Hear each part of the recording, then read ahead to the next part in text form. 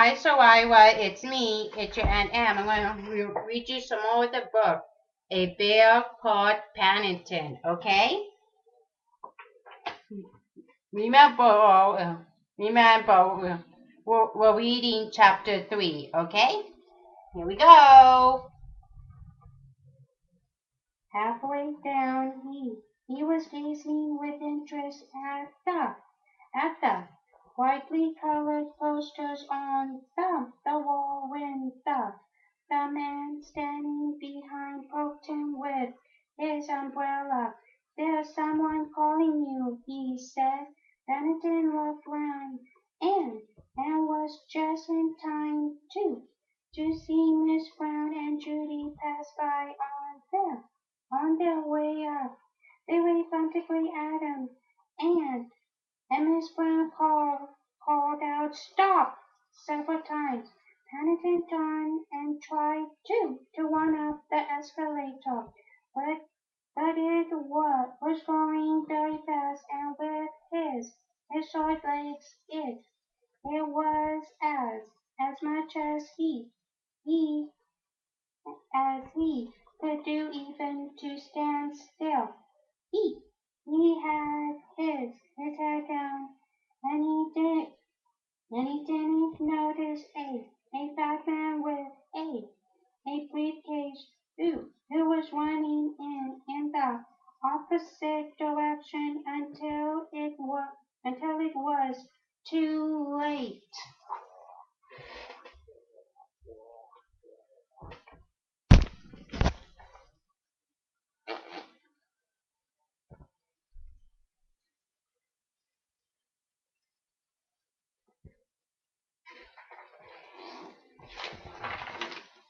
There was a roar of rage from the fat man, and he toppled over and grabbed at several other people.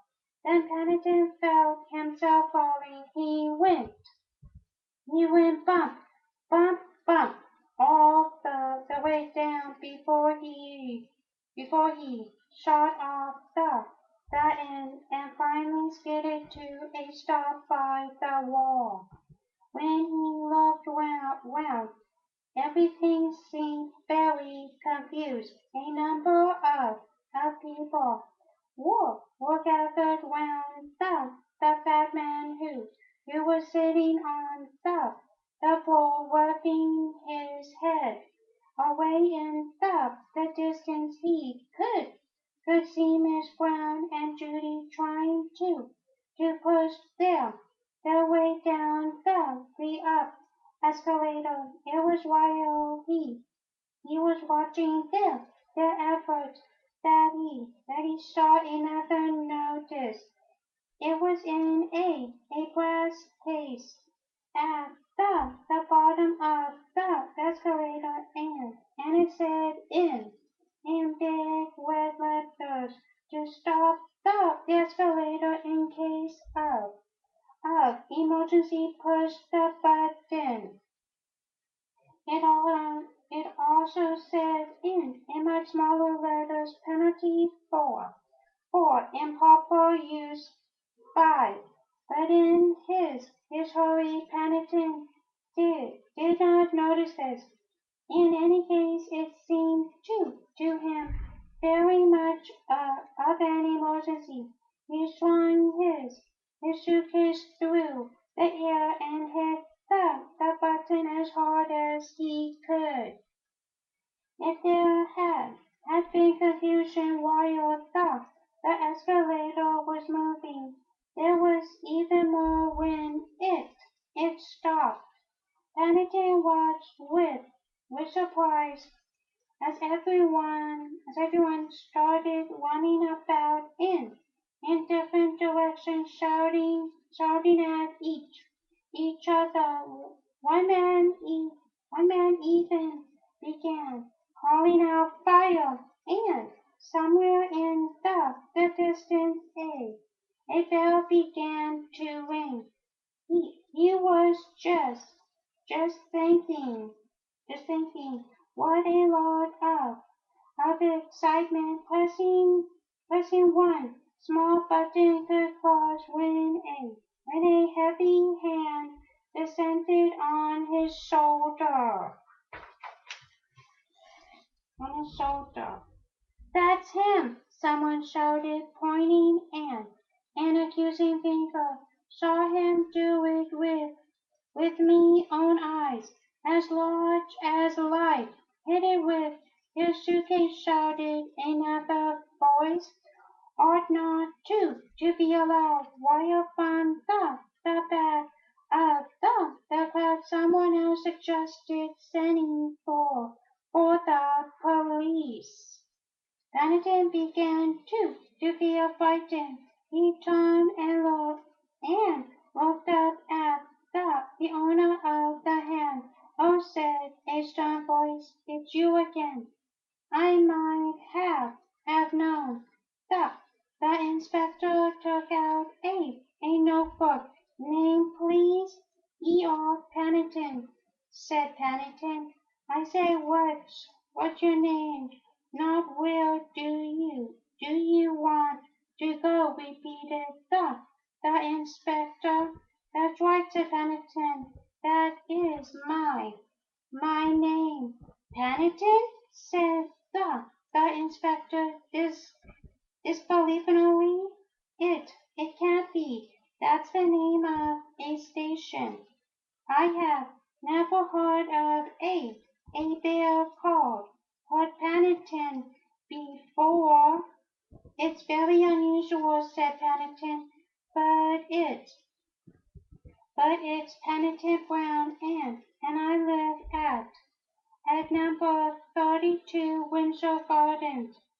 And I have lost Miss Brown and Judy. Oh, the inspector wrote something in his book. Can I see your ticket? Yeah, I had it, said Pennington, but I don't seem to anymore. The inspector began writing again, playing on the escalator, the escalator, traveling without a ticket, stopping the escalator. All serious offenses they are. He looked up. What have you got to say to that young fellow? Young fellow, me lad. Well, Eeyore, Pennington shifted uneasily and looked down at his paws. Have you tried looking inside your hat? Asked the inspector not unkindly. People often put their tickets in there. Pennington jumped with relief. I knew I had it somewhere, he said thankfully as he handed it to the inspector. The inspector handed it back again quickly. The, the inside of Pennington's hat was rather sticky. I've never known anyone take so long not to get anywhere, he said, looking hard at Pennington.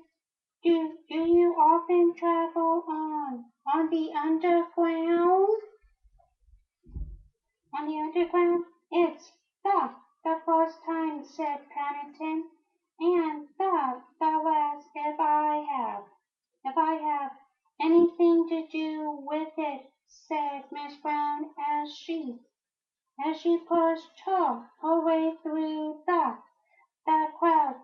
Is this your bear, madam? Asked the inspector. Because if it is, I have to inform you that he's in serious trouble. He began to read from his notebook. As far as I can see, he's broken two important regulations. Probably more. I shall have two give him into custody. Oh dear, Miss Brown clutched at Judy for support. Do you have to? He's only small and it's his first time out in London. I'm sure he won't do it again. Ignorance of the law is no excuse, said the inspector honestly, not in court. Persons are expected to abide by the regulations. It says so. In court? Miss Brown passed a hand nervously over her forehead. The, the word court always upset her. She had visions of Paddington being taken away in handcuffs and being cross-examined and all sorts of awful things. Judy took hold of Paddington's paw and squeezed it reassuringly. Paddington looked up gratefully. He wasn't at all sure what they were talking about, but none of it sounded very nice. Did you say parsons are expected to abide by the regulations? Judy asked firmly.